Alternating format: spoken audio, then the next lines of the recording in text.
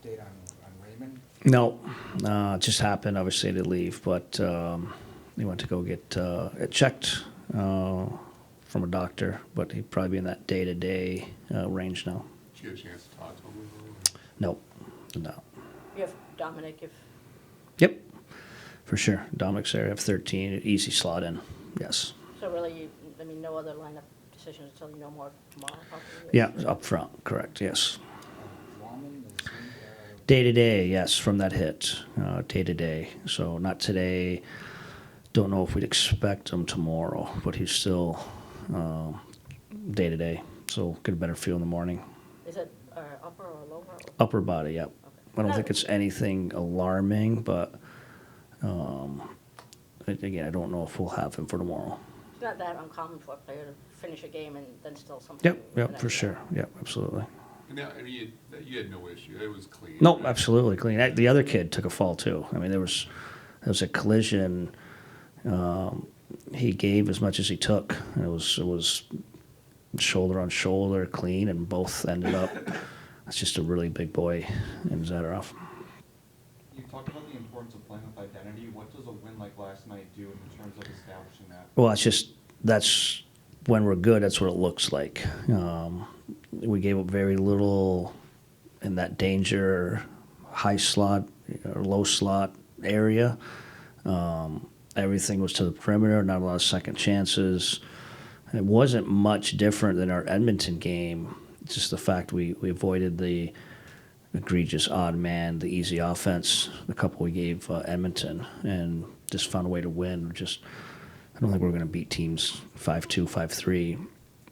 It's got to look like last night where we take care of keeping it out of our net, and we did that last night, and it was just a really good win for us. Are you going with really? Yep, Billy go again tomorrow. Yes. The schedule kind of favorable to Yep. Yep. keep it? Yes, we have the back-to-back coming up on the road there. So, again, we keep evaluating him on his play, but on volume. And last night was a lot of perimeter. It was a light volume night for him. So hopefully keep having games look like that. Whenever Kubalik gets back into the lineup, what do you need to see from him, or what does he need to do to kind of get back to where he was? Yeah, I just think skating. And again, that's a tough question because we have so many guys in a similar situation. I wouldn't call that a healthy scratch. I wouldn't call that not being good enough to be pulled out of the lineup. I just think we were finally healthy with 13 guys, and I think you're going to see some of guys rotate out, but maybe more to take himself out of that conversation of being maybe one of those guys rotating out is when he's skating, he's assertive with his game. That's when he's at his best. And you saw parts of it even the other night. That split the ice down the middle breakaway where he almost scored. It felt like he would have 2 or 3 of those a game, not once in 2 or 3 games. So, again, good player for us, been good for us. I don't know if he warranted coming out, but it was more about giving Zadina an opportunity. Derek, do you see something specifically in the last, I don't know, maybe several weeks in Mo's game? 28 minutes, I know Ansar asked you this last night, but is he different, a player, or is there something specific that he's doing there? No, he's been pretty darn good throughout.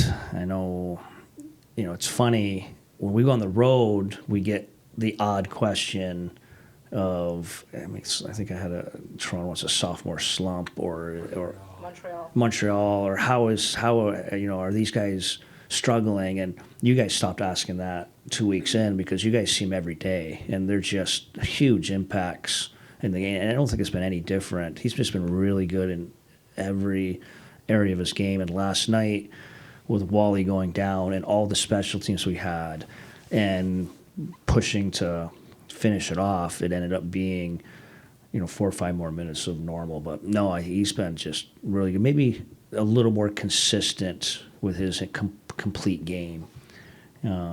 Then it's ups. Early on there were some ups and downs in his game. I think he's avoiding some of those downs. Because of his calmness and the way he plays and his whole approach to everything, do you sometimes ask to see his birth certificate?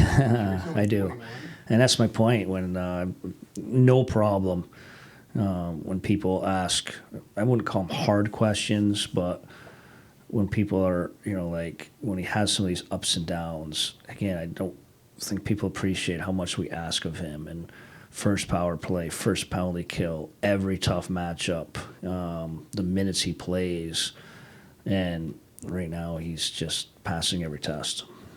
The real early start tomorrow, do you like those, or does it take a while? That's a for great guys question. to get into it? I do think over the last few years, even the crazy that COVID schedule was, and today's day and age of TV and stacking games on TV, this is a lot more common than I think maybe some of the older NHL veterans probably face. So I don't think it's that out of the ordinary. Just a reminder, practice today, things turn around quick. Our starts have been pretty good of late.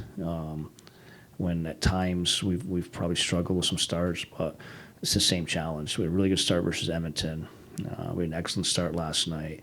Tomorrow's no different. Give ourselves a chance. We need a good start. Fabry comes back from injury, makes an impact. Zidane comes back from injury, makes an impact. Who was just talking about this last night about how it kind of brings up the mood and morale in the dressing room. Do you see that too? As a No, coach? 100%. And again, I just think there's an appreciation. It's truly within closed doors. We're seeing what those guys go through and their work ethic and their rehab. I mean, you just root for them, not only as a teammate but as a person and a human. And when they work like that and then they come back and make an impact, I think guys are just really happy for them. Is Lucas lower? Is that? What's that? Lucas, is that? Yeah, lower body. Yep. Perfect. Thanks.